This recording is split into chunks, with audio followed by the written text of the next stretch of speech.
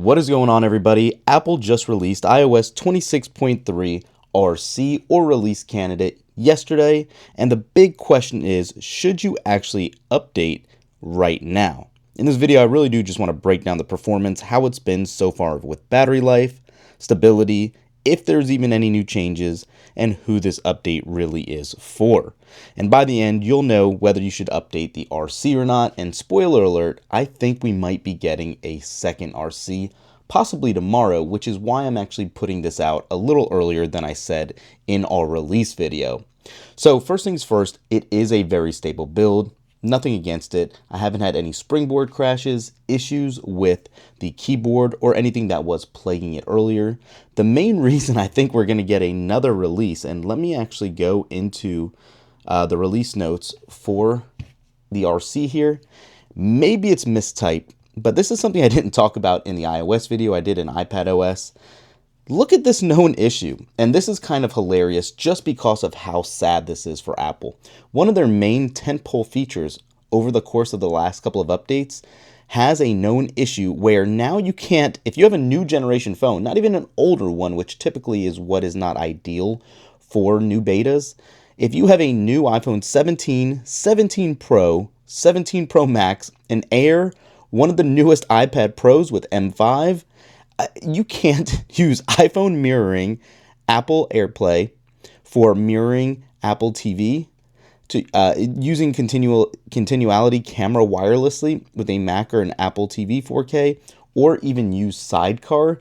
That is wild to me. I'm not sure what's going on. I think they should release not only a beta, but a final beta, a release candidate. It's in the name. It's ready for release in Apple's eyes to still have these issues. There have been some reports where it is actually working. They just didn't remove this from the release notes. But as you saw, this was updated just yesterday for the release. So maybe it's working. Comment down below and let me know if it is working well for you. But I still think that is wild to even have in the release notes for an RC. As far as if you're not aware what the release candidate is, it's basically a final beta. And that's what's so funny about these release notes. This is technically usually, so if we go to settings, let's go to general and about. This technically is a build that will be going live next week to users. So this 23D125 is what anybody should expect to get for the public release next week. I don't think this is going to be the final build number, having said what we just talked about. I think we might even get a second RC tomorrow, like I said, or a second RC next week. Apple is clearly behind the 8 ball with these releases. We always get these in January, the .3 releases, but here we go right here without it in the first week of February. If you do love knowing Geekbench scores and you didn't see our video yesterday, I'm happy to say after everything finished re-indexing, from our first run with a multi-core score of 9112 to a new one this morning of 9645, which is much more back in line with what we were seeing at the beginning of the release cycles, and even the single core score of 3525 to 3770. So it has picked up a little bit. It is more in line with what we've seen last month, and even last year. But again, these don't tell the full picture at all. If you're looking for new features, I'm not going to touch on this too long because there's not too much to it.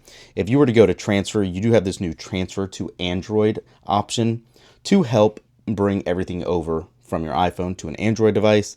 I'm not going to go too into detail on that. We've talked about it before, but it is one of the only new features here. There's some changes to how wallpapers are.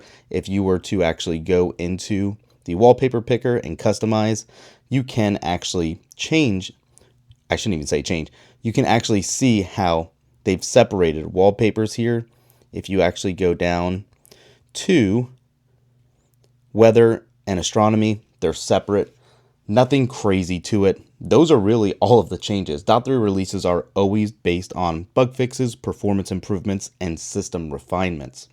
Now, the .4 release that I'm even more excited about should be coming in the next week or so, and we can expect, hopefully in beta 1, some new hints of the new Siri.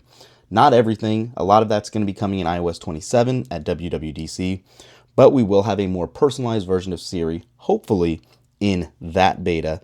Again, which should be dropping next week or so. So beyond that, also, as far as everything's been running, it has been smooth.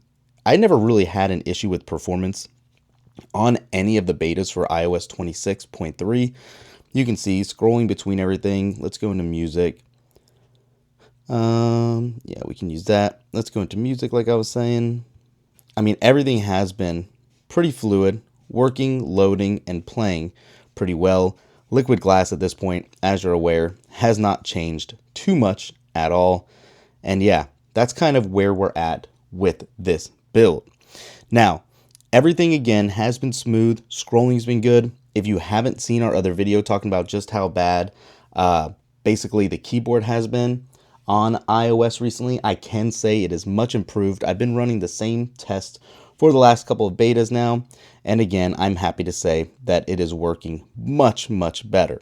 So if I just want to say, happy Thursday, everybody. How's it going? Is there anything we need to do today? There are some new IKEA speakers I want to review. Maybe we should go check those out. And you can see I didn't pause. I used just natural talking. It worked well. The actual predictive text line it's appeared, it's there, it's not blank. Swipe to text, hey, what are you doing? You can see I got get, that was my fault on a fingertip. You can see it works pretty well. So that's really how iOS 26.3 RC has been behaving. Again, no issues, everything loads very smoothly. And then again, battery life is going to be one of the big questions as always. And this was just charged, and I do want to show you my battery health should still be at 100% after 119 cycles here. And you can see right off the bat, we are doing okay in battery life. It has been off the charger for a little while now, and it has not given me any issues, no significant drops at all just yet. So we'll have to see over the course of the next week exactly how that maintains. But so far, it is signaling that it might be stable to slightly improved battery performance.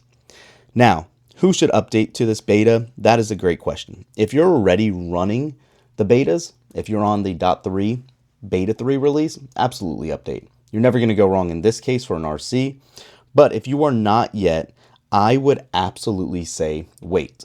And even if you don't want to jump on the RC bandwagon just yet, I would wait till tomorrow, Friday, February 6th, in case there is another RC that drops, because I definitely can see that happening very easily.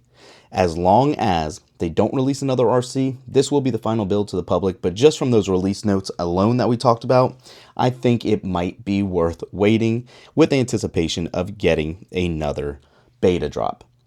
Let me know in the comments if you've installed iOS 26.3 RC and how it's been running on your device, or if you updated and didn't go into the RC yet, if you're still on the 0.3 release. How has it been for you guys? Make sure to give this video a big thumbs up, subscribe to the channel, and we will catch you in the next one. Peace.